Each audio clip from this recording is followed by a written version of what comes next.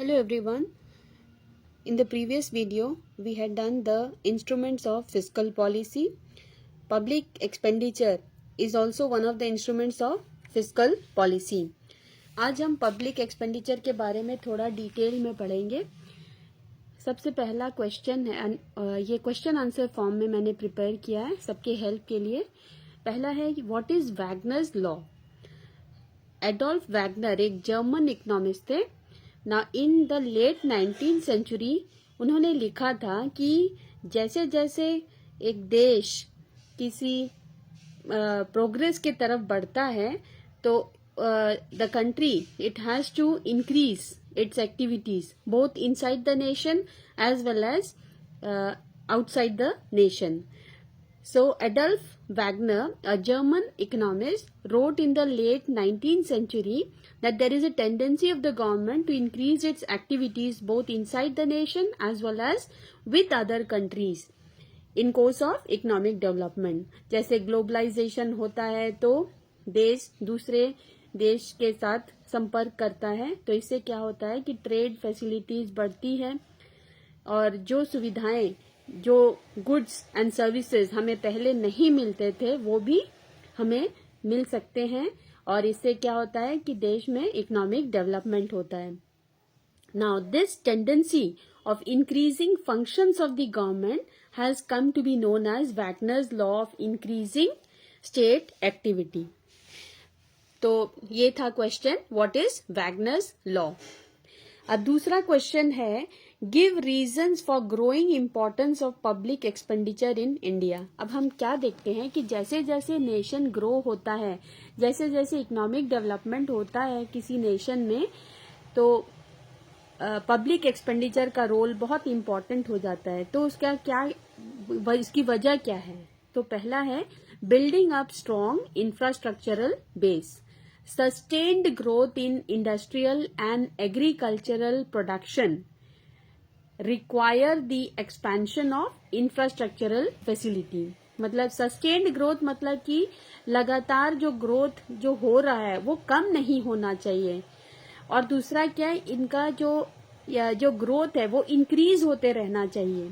तो अगर ये हम कैसे कर सकते हैं, अगर ट्रांसपोर्ट एंड कम्युनिकेशन फैसिलिटीज ये बढ़ें, then generation and distribution of electricity, expansion of multi-purpose irrigation projects etc. private investors, अच्छा होता क्या है कि जो प्राइवेट इन्वेस्टर्स होते हैं वे इन सब झमेलों में पड़ना नहीं चाहते. They are very much reluctant to block their funds with these risky ventures. ये रिस्की वेंचर्स क्यों हैं, क्योंकि जब इसमें इन्वेस्टमेंट होता है वो बहुत बड़ी रकम होती है. इन्वेस्टमेंट में बहुत crores of rupees, million crores of rupees are invested. तो इससे क्या होता है कि ये पक्का नहीं होता है कि इसका जो रिजल्ट क्या होगा, कि whether the nation is going to be benefited by it और नॉट. इसमें ह्यूज लॉसेस भी हो सकते हैं, तो बहुत सारा जो पैसा है वो बर्बाद हो सकता है. तो इसीलिए प्राइवेट इन्वेस्टर्स उनको तो सिर्फ whatever investment they do, they want there has to be quick and certain result they want. They want that whatever amount they invest उसका जो returns है वो quick हो और ज्यादा हो. तो they do not want to invest in these risky ventures. ये पहला पॉइंट है. और दूसरा पॉइंट क्या है, hence a huge amount of public expenditure is needed to fill in this gap and to increase the supply of social overhead capital in India. अब ये social overhead capital ये that is the amount which is spent on basic services necessary like roads, bridges, sewerage system, ports, electricity, schools, colleges, hospitals, public parks, then water and sanitation systems. अब ये सब जितने भी amount होते हैं इनमें investment बहुत ज्यादा होता है, बहुत बड़ा अमाउंट होता है. So this has to be provided by the government. और एक बार फिर से बता दें, public expenditure mean the expenditure of the government. The term public expenditure is related with the expenditure of the government. Then the next point is supplying basic facilities to the growing population. जैसे जैसे population बढ़ता जाता है तो demand for various services also increases, like demand for health, education, nutritional facilities, etc. Again, with gradual process of urbanization, demand for better housing and sanitation facilities, banking and insurance facilities, better transport and communication facilities, इन सब की भी ज़रूरतें बढ़ जाती हैं. So government has to incur more expenditure. So this was the reason for growing importance of public expenditure in India.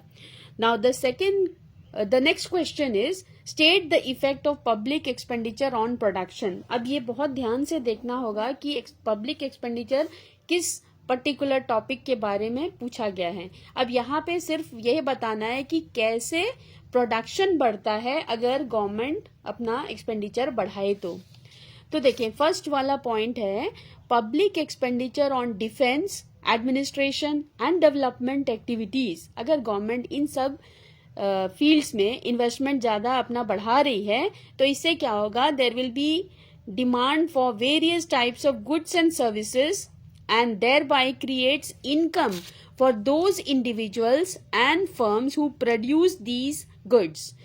It increases their purchasing power. So that was the first point. Now the second point is public expenditure can be used to create human skills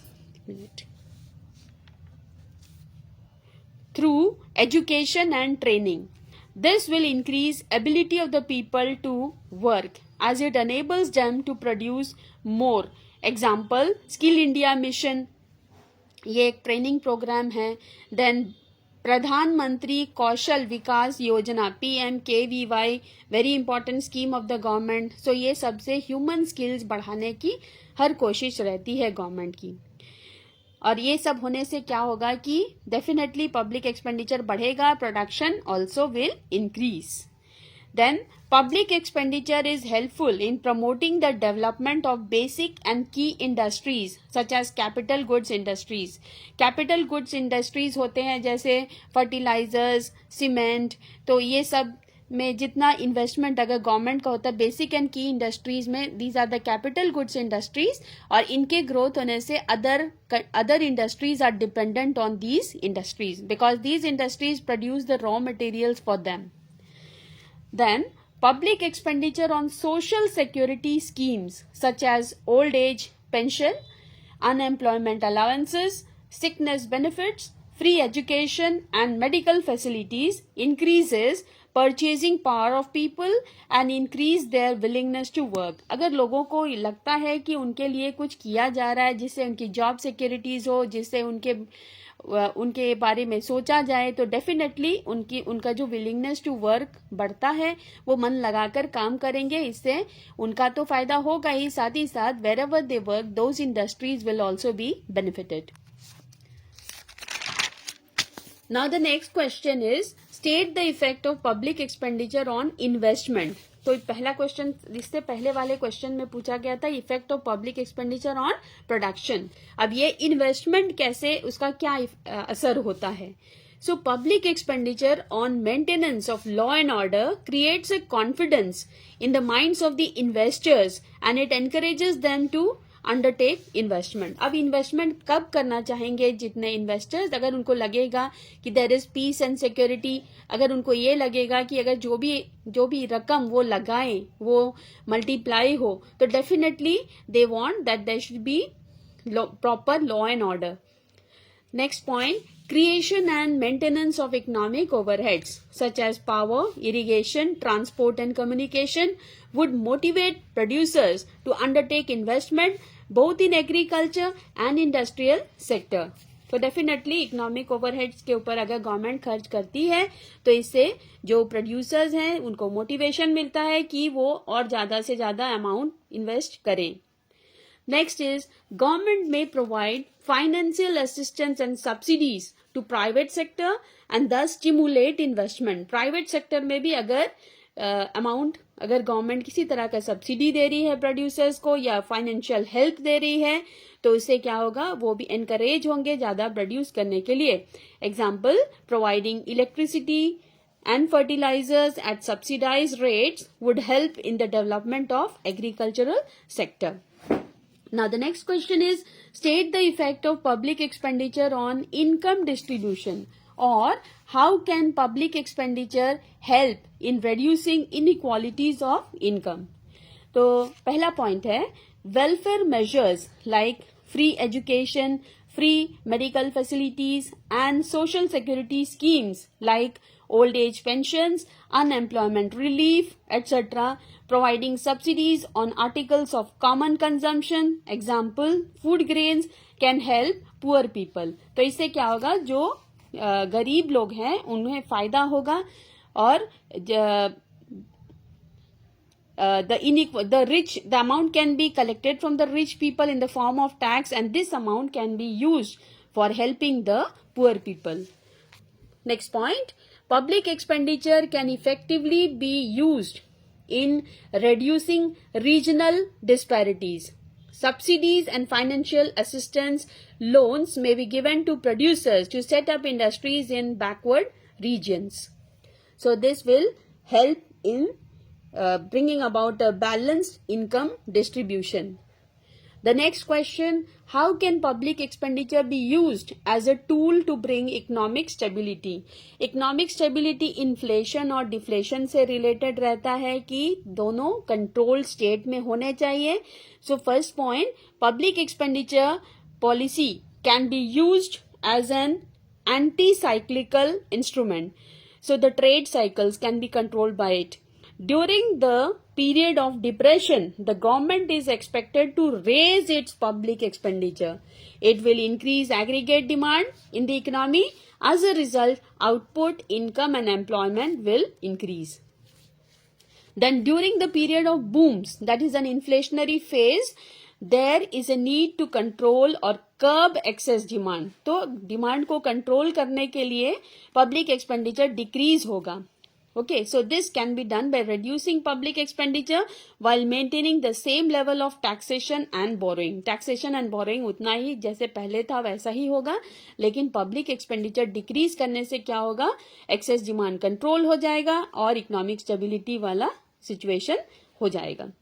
So any questions related to this topic can be asked in the comment section. Any doubts can be cleared. Thank you.